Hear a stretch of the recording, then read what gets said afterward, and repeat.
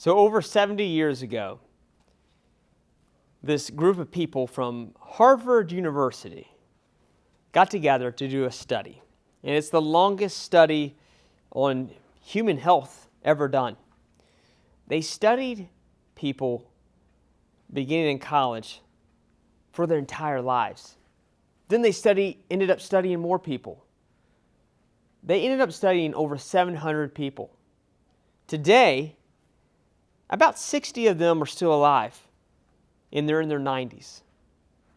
And they found something really intriguing. They wanted to see what were the qualities that made people live longer and healthier. This wasn't just a, hey, here's a couple questions, can you answer it? No, they would interview the people. They wouldn't just interview people, but they would also interview their spouses. They would look at their medical records. They would even take blood samples. They absolutely monitored these people through different stages of their life to see what were the contributing factors to make people live longer. Now, you might think exercise probably helps, right? Maybe watching what you eat. Maybe going outside, playing a sport, going to a university. All of those things probably help. But they said there was one thing that blew every other factor away. They said this was the one thing that made people live healthier and longer. They said if you want to live a good life, you got to have good relationships. Across the board, that was the case. Over 700 people, different backgrounds.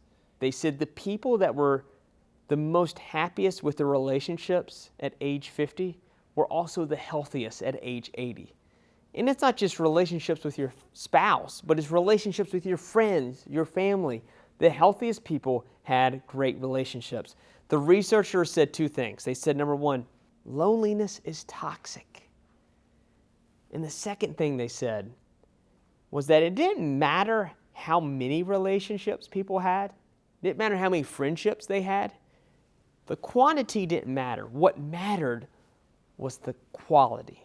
What were the quality of those relationships? At the end of the day, it's all about relationships. Think about your job.